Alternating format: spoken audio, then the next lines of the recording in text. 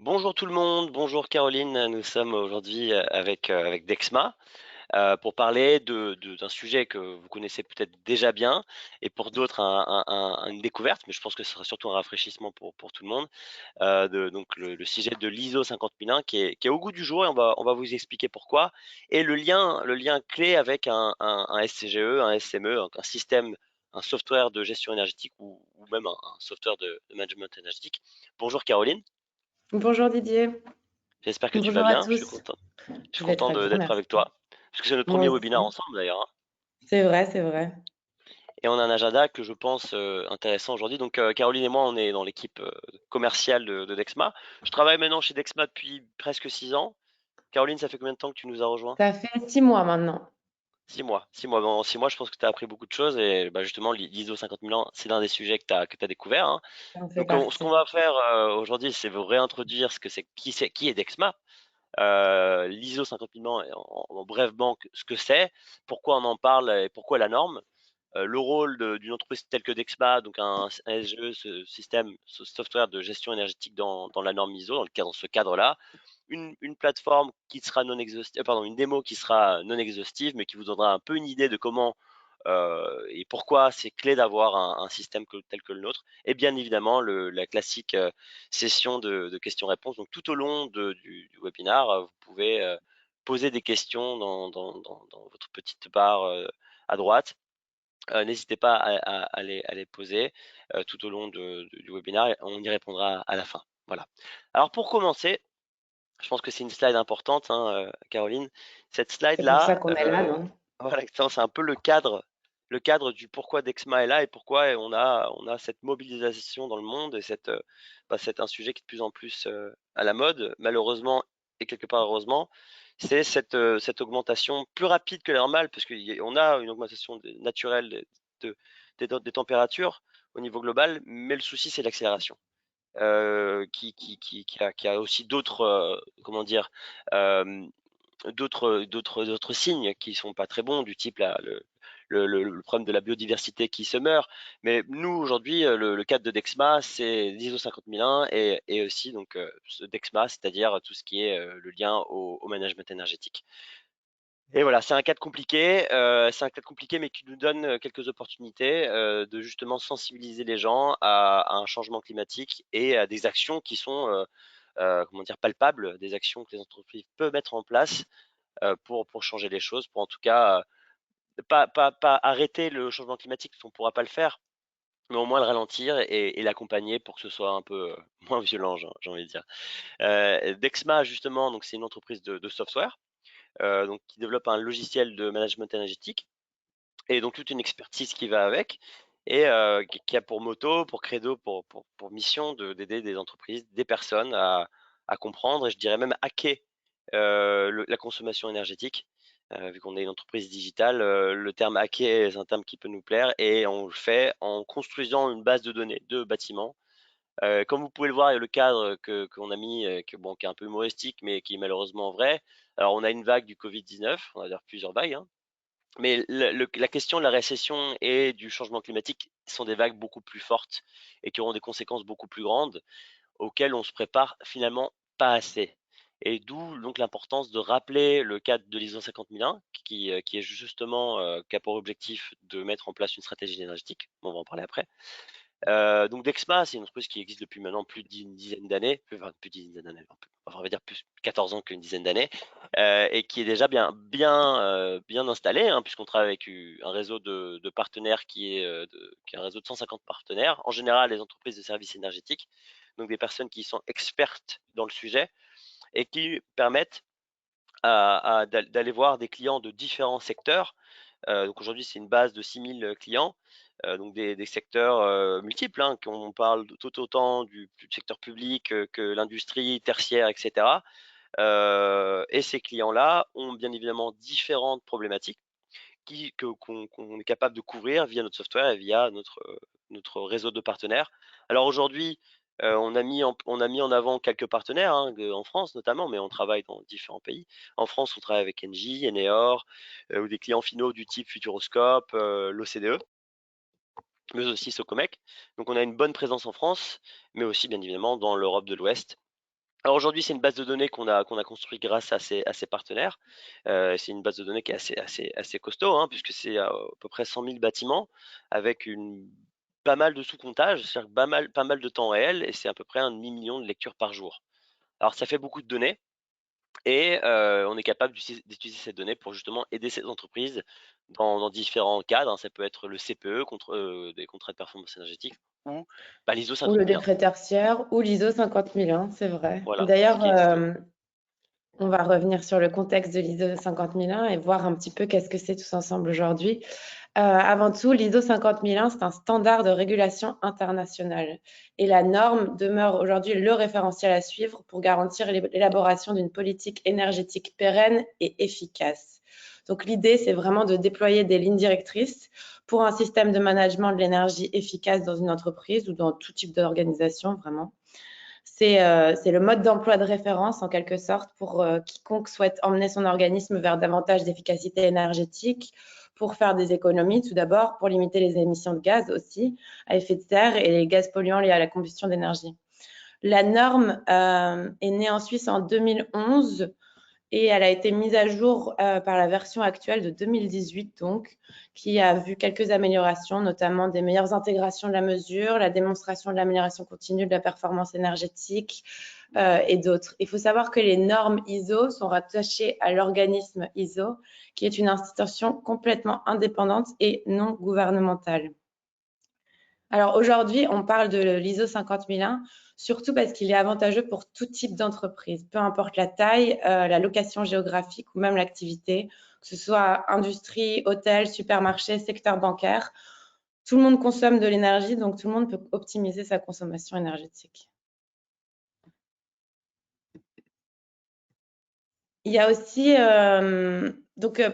dans la norme ISO 50001, on a un ensemble de normes et d'exigences autour de ce système de gestion énergétique. Par ça, qu'est-ce qu'on entend vraiment? On parle d'une définition claire d'objectifs. C'est important de savoir ce qu'on veut accomplir.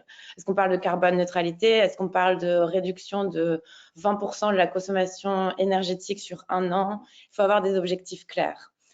Il faut aussi mettre en place des politiques de gestion de l'énergie à, à échelle européenne, je dirais. Notamment, on peut penser à la neutralité carbone d'ici à 2050 ou la baisse des émissions de carbone d'ici à 2030 ou tout autre projet en cours.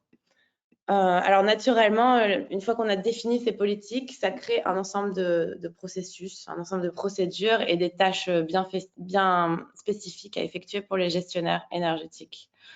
C'est pour ça qu'avant de se lancer dans une certification ISO, il faut absolument, c'est primordial, un engagement de la direction.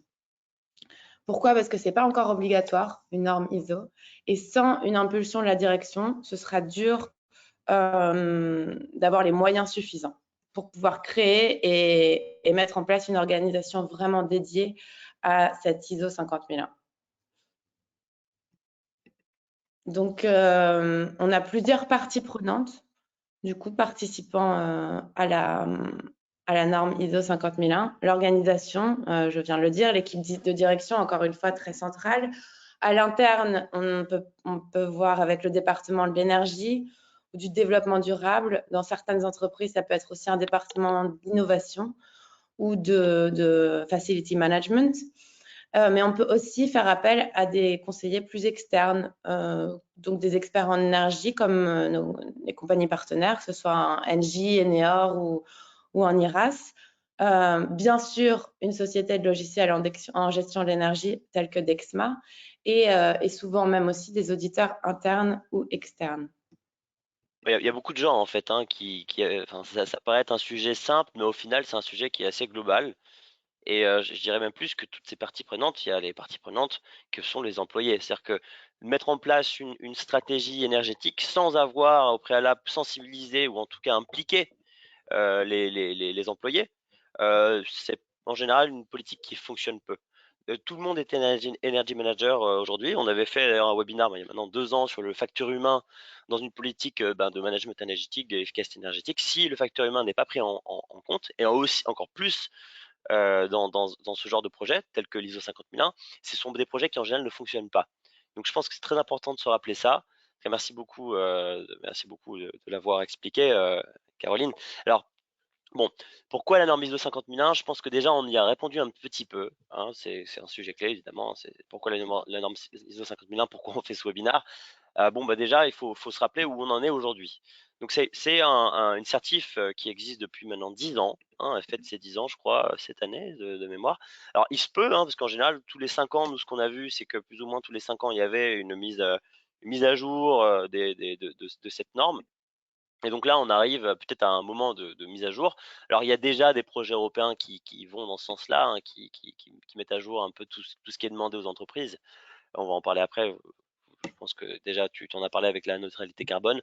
Euh, bon, comme vous pouvez le voir, c'est un sujet qui est relativement plus déployé en Europe, hein, avec des pays un peu plus phares du type l'Allemagne, avec un retard des États-Unis, hein, qui est assez criant. Mais en soi, c'est pas du tout pour crier cocorico, bravo l'Europe.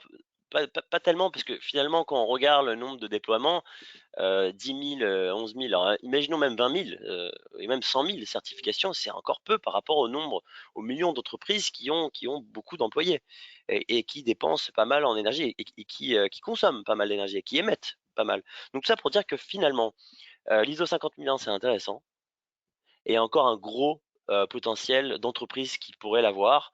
Et pourquoi l'avoir? Parce que finalement, pourquoi on veut l'ISO 50001? C'est bien de dire qu'il n'y a pas grand monde qui l'a, mais surtout, il y a un intérêt. Alors, il y a un intérêt qui est plutôt pour moi clair, c'est que grâce à une méthodologie telle que celle de l'ISO 50001, grâce à cette nomenclature, on facilite en fait la réduction de consommation énergétique.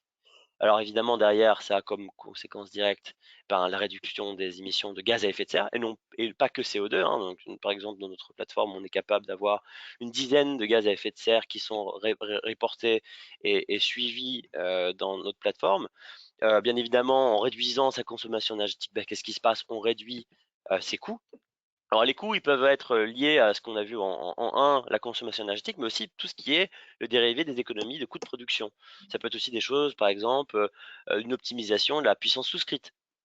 Dès lors qu'on commence en fait à mettre le nez dans le sujet de l'énergie, on voit qu'il y a plein de manières d'économiser l'énergie. Ça peut être améliorer des processus, des procédures de production, si on se concentre par exemple sur l'industrie, ou même des comportements, hein, parce qu'on peut très bien aussi suivre les comportements en sensibilisant les employés par exemple. Alors, se démarquer des concurrents et valoriser l'image de l'entreprise, je pense quelque chose qui va un peu de pair. J'ai envie de dire que c'est pas forcément que par rapport à ses clients ou ses régulateurs, mais aussi par rapport à ses employés. Alors nous, on est le bon On a des exemple bons avec Caroline, hein. exemples. Voilà, on travaille chez Dexma parce qu'on a voulu avoir un impact positif sur notre société, sur notre monde. Alors avec beaucoup d'humilité, bien évidemment, mais en tout cas en comprenant que on est tous l'effet papillon du changement. Et aujourd'hui, de plus en plus, les générations à venir, notamment la génération Z, voient de plus en plus comme important d'avoir des entreprises qui soient bon, éthiques, bien évidemment, et éthiques aussi au niveau l'impact sur la société, l'impact sur la planète. Et de plus en plus, c'est quelque chose que les entreprises, les personnes, les clients, les employés regardent. Et ça va être de plus en plus important. On voit de plus en plus la possibilité de comparer les entreprises sur Internet. Il faut garder ça en tête. Il faut garder ça en tête. Et bien évidemment, en dernier lieu, une conformité, il faut être conforme à la législation, je dirais même à la nomenclature. Euh, voilà, l'ISO 50001, c'est pas obligatoire, mais par contre, elle vous met sur le chemin d'une nomenclature dans lesquelles pas mal d'autres certifications sont obligatoires. D'accord? Donc, pourquoi pas utiliser le prétexte de l'ISO 50001 justement pour se mettre au diapason. En plus de ça, alors selon une étude de l'AFNOR, on voit que la plupart des utilisateurs de la norme sont satisfaits et la recommandent. C'est-à-dire que derrière, ça vous aide. Alors, bien évidemment, parler de l'ISO 50001 sans parler du contexte, il nous manque une brique. Euh, je vais vous faire un petit rappel, hein, parce qu'en fait, vous voyez, il y a 4 points importants dans le contexte et sûrement d'autres que vous avez en tête, qu'on a voulu faire une présentation relativement brève pour aller à l'essentiel.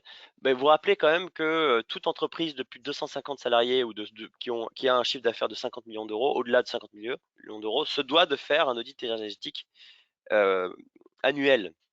C'est un travail qui prend du temps, c'est un travail qui coûte de l'argent et surtout qui est ponctuel. Alors, on vous l'octroie, enfin, on vous exonère de cette tâche si vous avez la certification 50001. Donc c'est intéressant. En fait, dès lors que vous faites un suivi en continu de vos activités énergétiques, on va dire, eh ben vous êtes exonéré. Pourquoi pas? Alors ça vous simplifie la tâche et surtout vous êtes beaucoup plus performant dans cette tâche-là. En plus de ça, il y a une prime qui est peu connue encore, c'est intéressant pourtant, hein, il y a une prime qui va quand même jusqu'à 40 000 euros, mais qui malheureusement, bon, peut-être va être repoussée comment dire, étendue sur une période de temps plus longue, mais pour le moment, la demande peut se faire jusqu'à juin 2022, donc dépêchez-vous, c'est le bon moment. En plus de ça, c'est limité à quelques dossiers, donc allez-y, allez-y, 40 000 euros, c'est important et je peux vous dire que ça peut vous couvrir quand même pas mal de coûts, voire même tous les coûts de ce qu'implique de mettre en place un système de management énergétique. Ce Euh, webinaire va faire disparaître les 300 dossiers restants, Didier. j'espère. Alors, je saute directement au quatrième point parce que on a comment dire, cette actualité brûlante du décret tertiaire qui est assez ambitieuse, hein, d'aller à 40, 50, 60% d'économie d'énergie respectivement d'ici 2030, 40 et 50. Alors ça fait peur à pas mal de gens. J'ai envie de vous dire, l'ISO 50001 va vous aider. En fait, c'est une nomenclature, c'est un cadre qui va vous aider pour le décret tertiaire et en plus de ça, vous pouvez avoir une prime. Profitez-en, c'est exactement le moment de demander cette prime et de vous mettre au diapason de l'ISO 50001. Ça va vous aider pour le décret tertiaire. Et bien évidemment, on ne pouvait pas faire cette présentation sans parler d'augmentation des prix de l'électricité et du gaz étant indexés l'un sur l'autre. Vous allez le voir, hein, votre consommation énergétique déjà au niveau de votre propre foyer, je pense que vous avez dû le voir. Moi, je le vois dans tous les cas, je vois très bien ma facture augmenter. Au niveau des entreprises, c'est beaucoup plus criant. Donc là, on a tout un contexte qui vous pousse à aller vers l'ISO 50001. N'hésitez pas, n'hésitez pas, ça peut vous aider grandement dans votre entreprise. Alors peut-être que c'est justement le bon moment, nous, d'Exma, en tant qu'entreprise de services énergétiques, via le développement d'un logiciel, quel est le rôle, Caroline, du logiciel dans ce cadre de l'ISO 50001? Alors, il faut savoir que l'ISO 50001, c'est une méthodologie qui suit une logique de planification, déploiement, contrôle et action. Et c'est là que Dexma, comme tout logiciel de service énergétique, même mieux que les autres, peut appuyer et aider. Pourquoi? Parce qu'il faut prendre des bonnes décisions, des décisions qui sont donc fondées sur les données. Et pour pouvoir accéder il faut d'abord, dans un premier temps, accéder aux données. Et c'est là que Dexma a fait le choix stratégique d'être agnostique. L'idée, c'est vraiment de simplifier au maximum la collecte des données. On accède à tout type de données et ensuite, on est capable de fournir des analyses nécessaires pour calculer les références, mais aussi les performances énergétiques ou encore la création des protocoles de mesure et vérification. Donc, en tout temps de la planification, le logiciel vient vous aider à vous assurer que vous regardez les bonnes données pour prendre les bonnes décisions. Ouais, comment en gros faire d'un cadre théorique. En fait, le cadre théorique, c'est je pense, cette méthodologie de planifier, etc., agir. Comment simplifier, comment le traduire en quelque chose de plus concret. Donc ça commence par des données récupérées par différents types de sources, du type, ça peut être Enedis, hein, ça peut être des compteurs LoRa, ça peut être votre GTB, ça peut être différentes sources de données. Et comment on va déjà, récupérer cette information, la digérer et la rendre exploitable. Et dans le cadre de cette méthodologie. Tout à fait. Alors, c'est une méthodologie Euh, qui est en plusieurs points, hein. C'est quoi? pardon. Donc, la méthodologie de planification, tu peux peut-être nous l'expliquer plus en détail. Oui, c'est planification, déploiement, contrôle, action. Je pense que c'est vraiment important de voir à quel point elles se relient, mais à quel point elles sont différentes aussi. Et dans la planification, on a plusieurs étapes aussi. D'abord, il y a l'organisation. Bien sûr, on ne va pas aller en profondeur, mais il faut bien sûr définir un périmètre du projet, identifier les parties prenantes, le cadre légal spécifique à chaque pays ou même à chaque verticale selon les compagnies, la définition des objectifs. Et la mise en place d'un système de gestion de l'énergie, c'est là qu'une compagnie comme Dexma intervient, puisqu'on peut vous aider à aussi un peu lire cet environnement et à vous donner des suggestions sur le type de rapport auquel vous avez envie d'accéder ou comment définir vos objectifs vraiment, que ce soit Dexma ou ses partenaires. comme Engie ou Eneor en France. Une plateforme comme Dexma peut également identifier les besoins, donc tout ce qui est audit énergétique, que ce soit avant ou pendant le projet, toute la configuration des formules d'ajustement, la collecte des données, encore une fois, mais aussi dans la définition des stratégies de sensibilisation et de communication. Quel type de tableaux de bord ont besoin d'être vus, comment mobiliser l'entreprise, est-ce qu'on a besoin d'avoir l'information de la consommation d'un bâtiment en particulier pour aider à convaincre d'autres membres de l'entreprise, etc. Désolé, j'avais bougé ta slide, je crois. Merci C'est de. pas grave. Tu suis bien. Je passe à la prochaine, hein. On en est là, j'imagine. On en est là. Alors, une fois qu'on a planifié, il faut mettre en place. Encore une fois, on revient entre le parallèle entre la théorie et l'action. Et on voit bien dans cette slide que Dexma permet également d'aider énormément, tant dans le contrôle, donc vraiment l'évaluation de la performance énergétique. Maintenant qu'on a accédé à toutes ces données et qu'on a une idée de la consommation énergétique, qu'est-ce qu'on peut faire pour faire mieux? Comment consommer moins? Comment dépenser moins? Comment utiliser au quotidien une plateforme en audit de gestion interne et vraiment anticiper les besoins et éviter les surconsommations énergétiques à tout moment. Ah, c'est vrai que bon, c'est un peu conceptuel, hein, mais bon, je pense que c'est important de connaître justement cette méthodologie parce que c'est comme le cadre, cette méthodologie que nous expliquait Caroline, c'est le cadre. Maintenant, passons du théorique, hein, qui est comme important pour tout ce qui est élaboration de plans, à un côté plus pratique, justement avec l'utilisation d'un software de management énergétique tel que Dexma. Et puis Merci surtout, beaucoup. on va pouvoir Ouais. voir d'extra. Ça fait Exactement, plaisir. exactement. C'est un peu le but. Donc, j'espère que vous voyez bien tu vois toujours mon écran? On voit très bien. Nickel. Donc ici, on est connecté au logiciel de Dexma, hein, qui vous permet de faire du suivi énergétique multisite, monosite, différents fluides. Comme vous pouvez le voir à droite, donc ici, vous avez la possibilité de naviguer entre différentes solutions de Dexma. Celle sur laquelle on va se concentrer aujourd'hui, ce sera Analyse, qui est globalement du suivi en temps réel de vos consommations énergétiques de différentes sources de données, comme vous l'avez dit. Optimise, on viendra rapidement voir ça après, qui vous permet de détecter automatiquement vos anomalies et les coûts associés. Donc à gauche, on a la possibilité de choisir ses tableaux de bord, ses écrans d'analyse, MEV, donc mesure et vérification dans le cadre du protocole IPMVP, très important quand on veut faire de l'économie d'énergie et suivre ses objectifs face à ses consommations réelles. On peut naviguer entre différents comptes, si on a différents comptes, c'est différent aussi bâtiments. Donc voilà, là on a une arborescence de nos bâtiments au niveau global, puis au niveau pays, puis au niveau région, etc. On peut aller jusqu'au niveau d'une salle, on y reviendra après. On peut aussi assigner des tags, très intéressants, si on veut se concentrer sur ces panneaux, pardon, sur ces bâtiments qui ont par exemple, des panneaux solaires ou des bâtiments qui ont été construits en l'an 2000, etc. Donc toujours cette possibilité de naviguer assez rapidement. Et puis à droite, différents aussi options d'aller dans tout ce qui est options et configuration. Aussi, on a la possibilité de communiquer avec nos clients, nos partenaires directement dans le logiciel lui-même.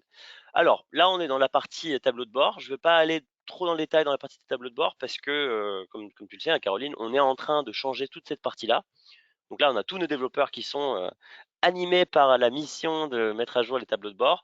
Et on va avoir des tableaux de bord totalement modernes, tout refait, mais quand même, c'est quand même intéressant que vous ayez en tête cette logique que l'on a aussi de faire du benchmark à travers une carte. Alors sachez que nos tableaux de bord aujourd'hui fonctionnent par widget, demain ça sera aussi le cas, mais beaucoup plus moderne, avec beaucoup plus de possibilités. Dans tous les cas, je vous montre quand même cette partie-là qui est intéressante. Vous pouvez donc voir vos différents sites à une plage de temps sélectionnée, en sélectionnant les sources de données que vous voulez voir, le type de paramètres, etc., etc. Je ne sais pas si je suis nickel. En gros, la possibilité de comparer vos bâtiments avec aussi un tableau qui vous permet de voir, par exemple, là, on a sélectionné donc le kilowatt par mètre carré et donc de directement voir un peu comment vos bâtiments se comportent les uns entre les autres.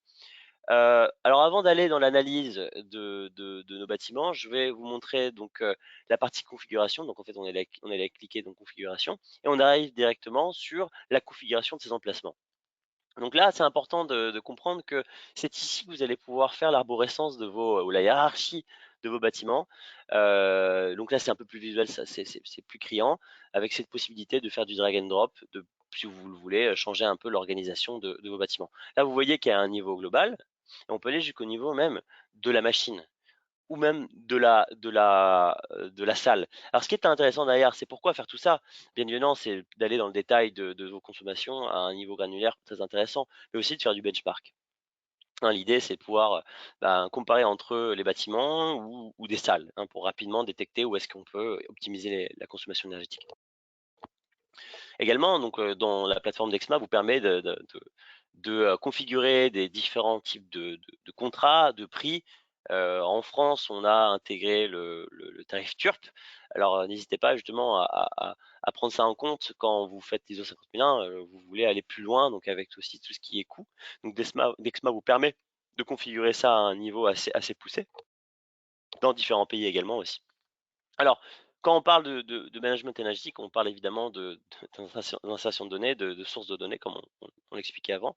Alors, Dexma a une, comme disait Caroline avant, a une approche neutre, agnostique. Et ça, c'est permis grâce à une API ouverte. On ne va pas être trop dans le détail de ce que c'est que l'API, mais globalement, ça veut dire que vous pouvez intégrer toute source de données. Alors, comme vous pouvez le voir ici, hein, on a la possibilité d'intégrer, par exemple, l'équivalent d'Enedis en Espagne, mais aussi Enedis, Sigfox, etc. Différentes sources de données, avec la possibilité, bien évidemment, d'intégrer des données de GTB, de différents dispositifs, différentes marques. On est assez ouvert sur ce point-là, hein, n'est-ce pas?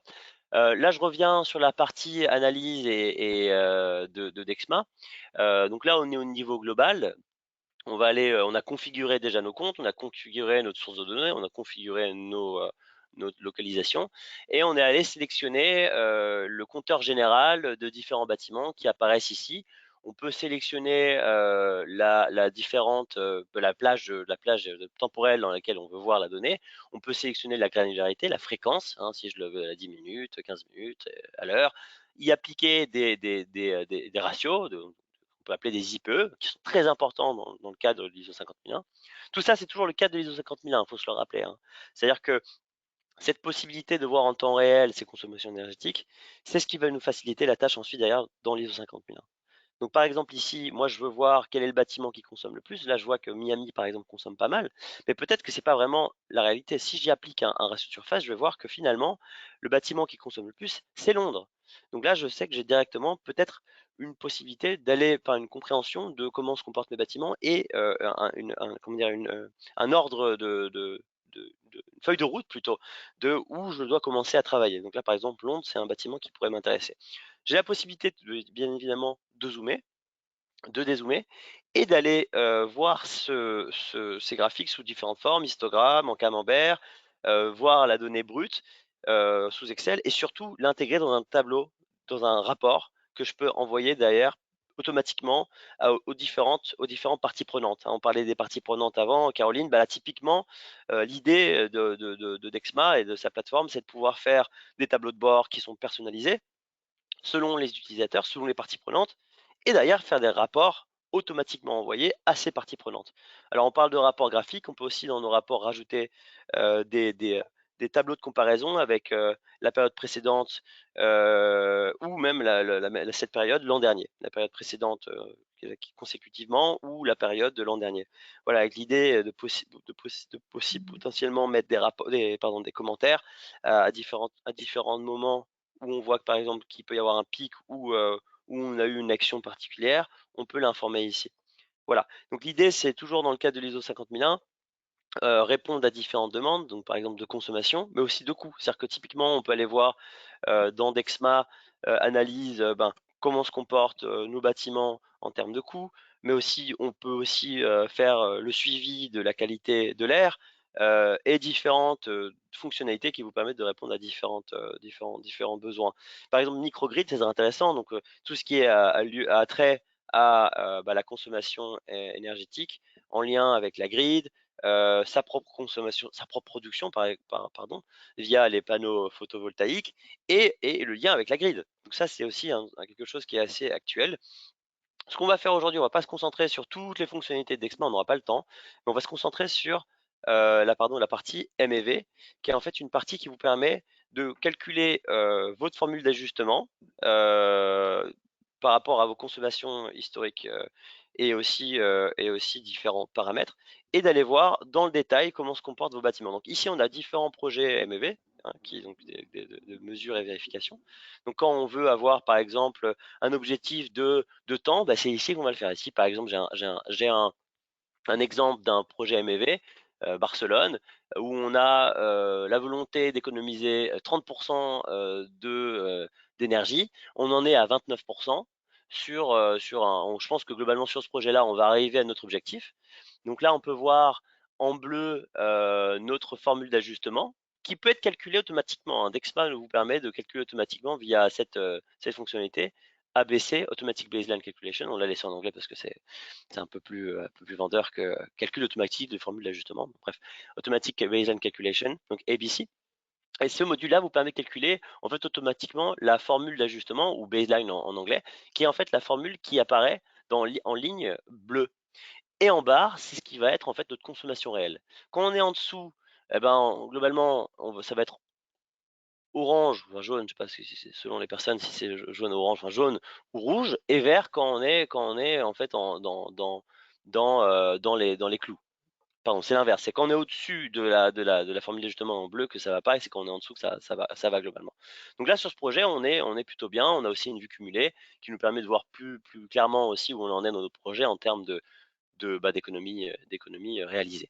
Encore une fois, l'idée, c'est de pouvoir créer un rapport, hein. Donc, vous pouvez créer vos rapports personnalisés. Vous pouvez utiliser des rapports templates, un modèle, ou carrément créer votre propre rapport en fonction des différentes fonctionnalités que vous voulez dans la plateforme. Voilà.